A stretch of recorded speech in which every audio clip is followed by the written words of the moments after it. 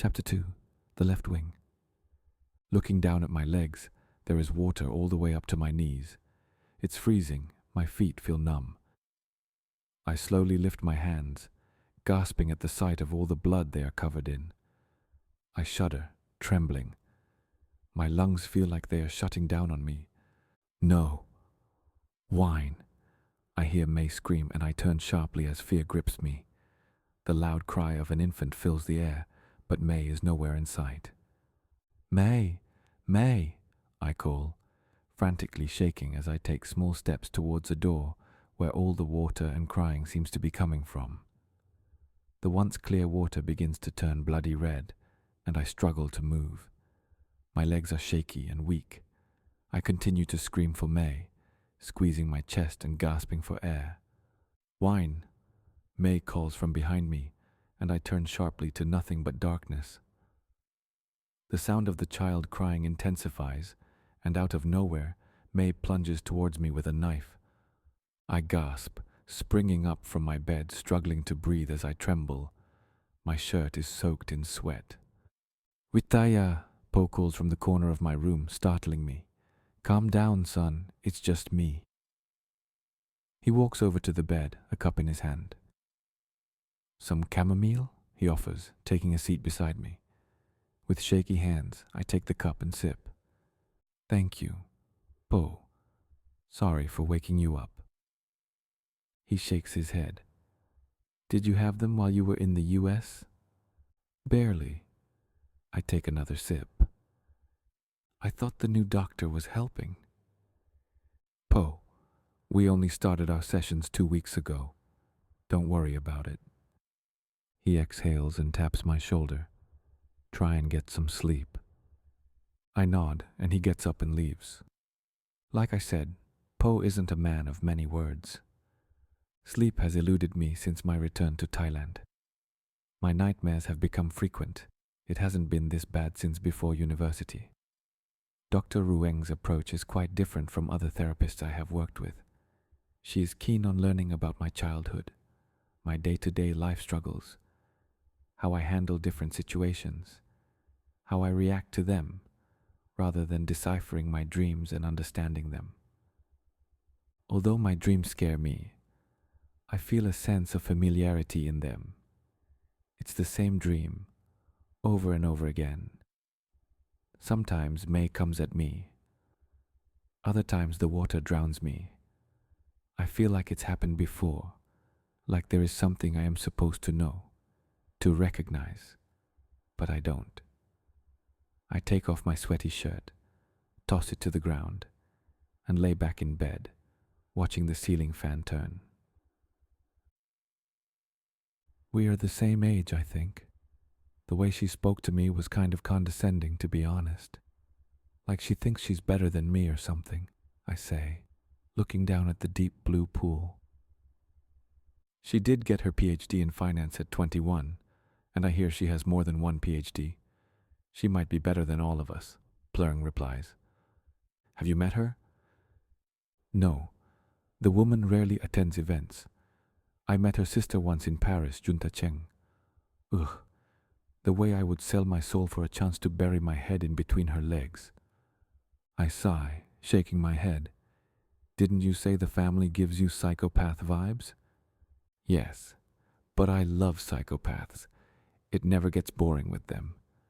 So many hidden layers. You should try therapy. Is she hot? I wasn't paying attention, Plurng. It was an interview. For, a job. Oh, you were. Would you fuck her? Plurng. I'm just saying, nothing is as exciting as fucking a murderer. Stop calling her that. You're defending her now? I'm not. Just don't make assumptions about people. Plurng lifts herself from the pool and sits beside me, staring daggers into my brain. Oh my, you dig Elena Cheng. No, Plurng, stop it. I'll stop if you look me in the eye and tell me she isn't hot. I breathe a laugh, splashing the water around with my feet. She's not hard on the eyes, okay? Meh, Plurng teases, tickling me until I fall into the pool. She jumps back in after me, and we continue attacking each other with water, laughing. Warm afternoons in the pool with Plurng are some of my favorite moments. I've always found her careless approach to life freeing. Freeing from boundaries I have consciously or unconsciously set for myself. When I'm around her, it feels like an excuse not to hold myself accountable, not to be so grown. My phone rings and I swim out of the pool. Hello. Sawadee krap, this is To calling on behalf of Kun Cheng. I flinch, waving at Plurng and pointing at my phone. Kun To, Sawadee krap. Kun Cheng would love to offer you the job you applied for. Can you come in tomorrow? Just to sign some documents and familiarize yourself with the residents. How does Monday sound to begin? Sounds good. I swallow, a big smile on my wet face. Thank you for the time tomorrow at noon. Yes, that's fine. All right, thank you. He hangs up and I stare at my phone like it's a foreign object I have never seen. Well? Plurng arrives, picking up her towel to dry her face. She offered me the job. Why do you look so shocked? Isn't that what you wanted? I exhale, looking away from Plurng. I conveniently left out the part where Kun Cheng said she likes me when I narrated the whole interview to her. I have no reason not to tell her, but the words just wouldn't form. I arrive at the Chung mansion just before noon, and Kunto guides me to his office. A well-furnished, lavish office, classic and antique, matching the rest of the mansion style. It isn't that different from Kun Cheng's office, which makes me wonder what exactly Kunto does for this family. Is he part of the family in some way? Or just an expensive employee? I take a seat across the table from him, and he hands me the documents, explaining the details. I glance through. There is an NDA attached. It's simple and easy to understand, so I sign. I'll show you to your quarters, Kun. My quarters? Yes, won't you be moving in? No, I didn't realize this is a stay-in job. His creepy smile reappears as he nods. I highly suggest you still bring some clothes and leave them in your quarters. Come along, I'll show you around. He leads the way back through the hallway we came from, past the sitting room and up a wide staircase. The magnificence of the 1800s-inspired decor captivates me as we ascend. This is the left wing. He points when we arrive at the top of the stairs. Solely belongs to Kun Cheng. Please do not enter unless your presence is requested. I nod and he continues down the right wing. I turn around, taking a quick look at the left wing. What does a person need all that space for? Is she, like, allergic to people? The thought stays with me as we walk down the right wing hallway. This is your quarters, Kun. He opens a large door and we enter. It looks like an apartment. A modern grey sitting room first, then behind it, what seems to be a mini dining room. To the right, a bedroom, thrice the size of my bedroom back home. It has a king-sized bed, walk-in closet, a bathroom with a tub and shower, stocked up shelves with toiletries. I stare in awe. My apologies about the lack of a kitchen. We can find a way to construct one if it's an inconvenience. I chuckle at Kunto's words.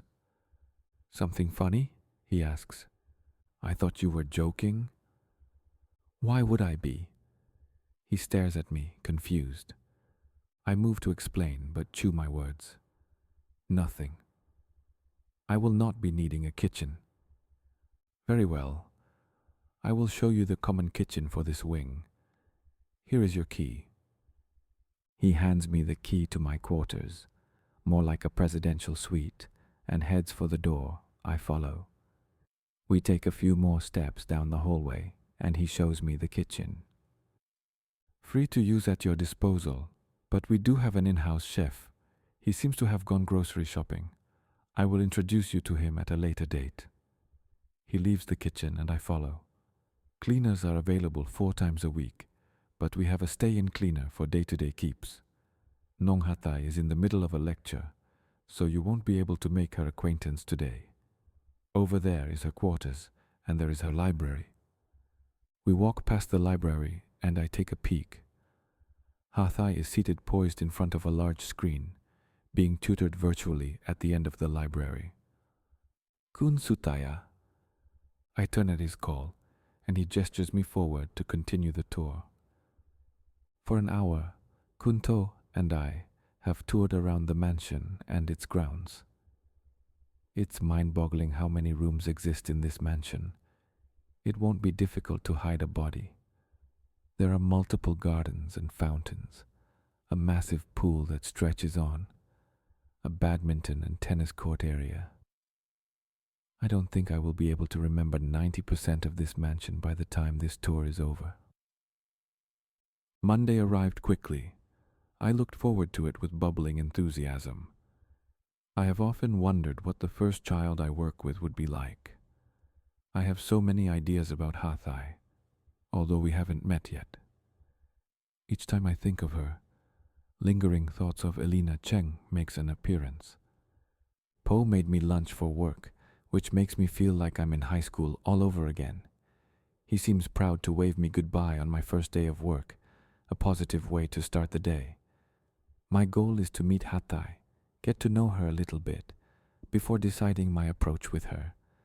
I do not have to be with her every day, but I am excited to spend every moment of my working hours with her, till I figure out just how to be in her life.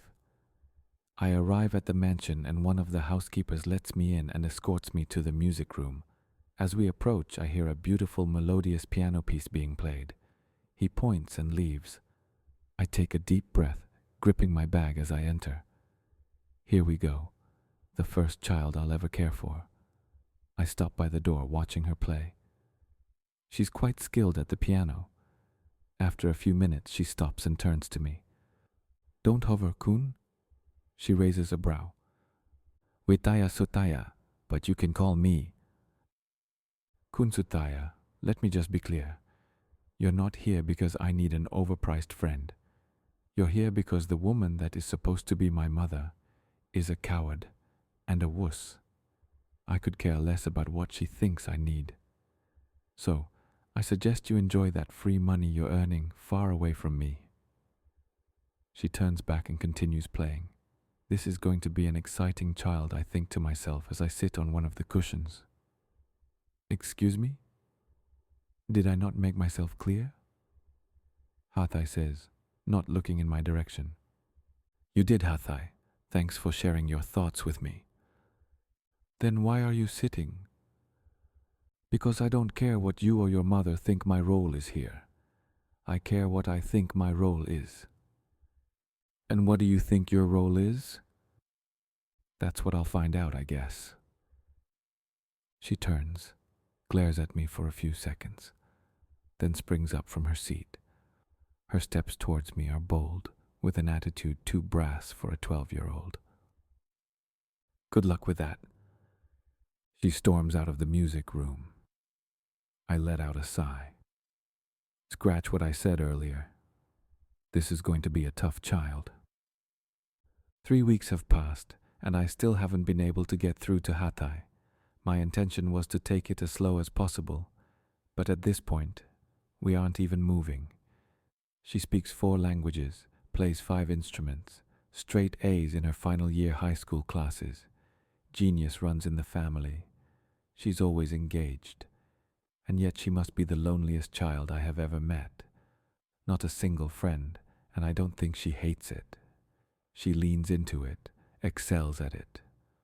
I also don't think she prefers it. How can you prefer a life when it's the only one you've ever known? I spend a lot of my time studying her behavior from a distance. In a way, it's given me a chance to see a part of her I might not have been able to get a glimpse of if she were so open. I believe beneath all that armor is a very scared child, going through life alone. In all my weeks here, I have not once seen Kun Cheng. There is zero interaction between mother and daughter. Each time I pass the left wing, I take a look, wondering what she could possibly be doing in there that makes her so distant, so unavailable, even to her own child. I have so many questions about Hathai's background, and I can't seem to access anyone with the information I need. Hathai's final class for today wraps up. She turns off her laptop, gets up, and walks past me like she always does. I follow, like I always do. She walks straight to her room and slams the door in my face. It doesn't startle me anymore. I turn around and begin to leave. It's been a long day. I won't bother waiting for her to open up and share something with me. It hasn't worked in all the weeks I have been here, and today I'm a special kind of tired, worn out from constantly thinking and not sleeping. I turn into the stairs feeling a bit nauseous. I swallow, pressing my head as everything starts getting woozy. I take a few more steps, and before I know it, I begin to fall. I don't try to hold on to anything or catch myself. I just let it happen, falling and rolling until I reach the end of the stairs. Everything is a blur as I pass out.